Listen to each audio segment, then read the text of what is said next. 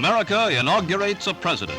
On the big day, President and Mrs. Eisenhower, Vice President and Mrs. Nixon are joined by Senator Stiles Bridges and House Speaker Rayburn as they leave the White House. It's a new day of triumph for the 34th President of the United States. President Eisenhower heads for the Capitol to begin a second term, elected by the American people in an overwhelming landslide. Along the route, an estimated 750,000 citizens have cheered the inauguration-bound president. The weather is variable, gray mist, overcast, and finally sunshine as the president arrives. But there's nothing variable about the ovation he receives. This is the big moment, a moment when a president elected for a second term must reaffirm his oath to the nation and plot the course he intends to take during the next 4 years. Dense crowds are in the Capitol Plaza as the President and Vice President come down the steps for the inaugural ceremony. First to take the oath is Mr. Nixon, who is sworn in for the second time by a fellow Californian, Senate Minority Leader William Noland. And that I will well and faithfully discharge the duties of the office upon which I am about to enter. So help me God. So help me God.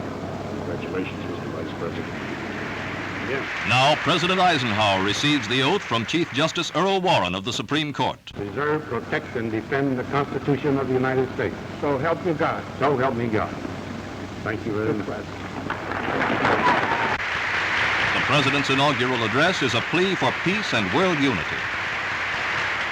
We meet again as upon a like moment 4 years ago, and again you have witnessed my solemn oath of service to you. I too am a witness today, testifying in your name to the principles and purposes to which we as a people are pledged. Before all else, we seek upon our common labor as a nation the blessing of Almighty God, and the hopes in our hearts fashion the deepest prayers of our whole people. In the heart of Europe, Germany still stands tragically divided.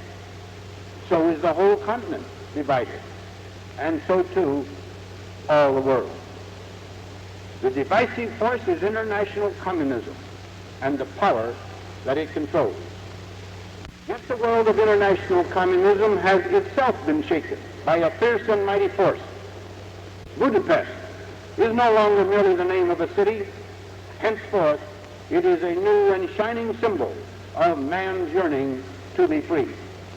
May the light of freedom, coming to all darkened lands, flame brightly, until at last the darkness is no more. May the turbulence of our age yield to the true time of peace, when men and nations shall share a life that honors the dignity of each, the brotherhood of all. Thank you very much.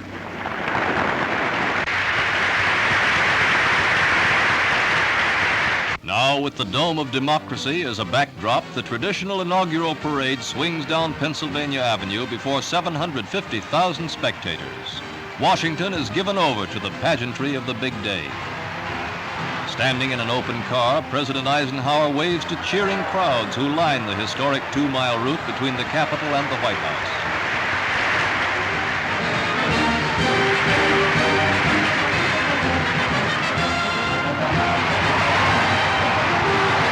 In a following car, Vice President Nixon acknowledges the cheers.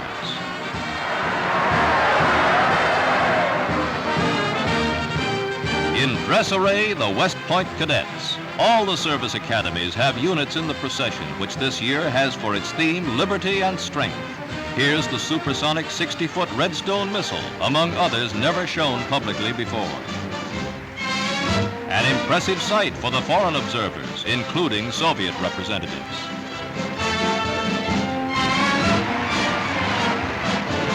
Now, in a specially built stand at the White House, President Eisenhower reviews the procession. 17,000 marchers, 47 marching units, 52 bands.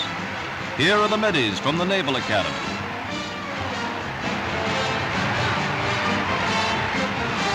The Air Academy cadets make their first appearance.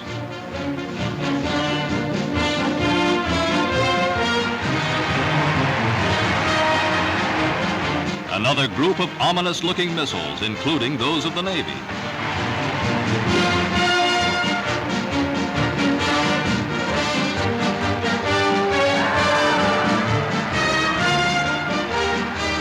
From the 48 states of the nation, there are floats, from Florida to Maine and Maine to California.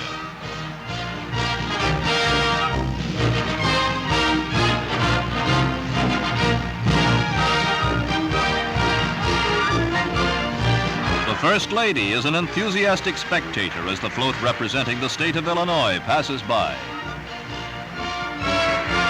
And the whole pageant is an enormous show for both the Nixon children and the Eisenhower grandchildren.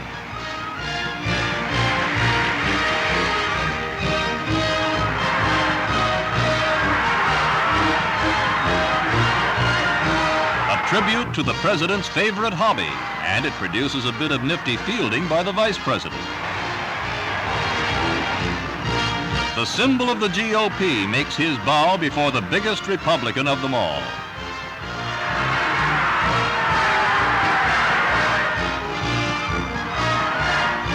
Thus, a democracy celebrates, and an entire nation wishes the president good health and a fruitful term.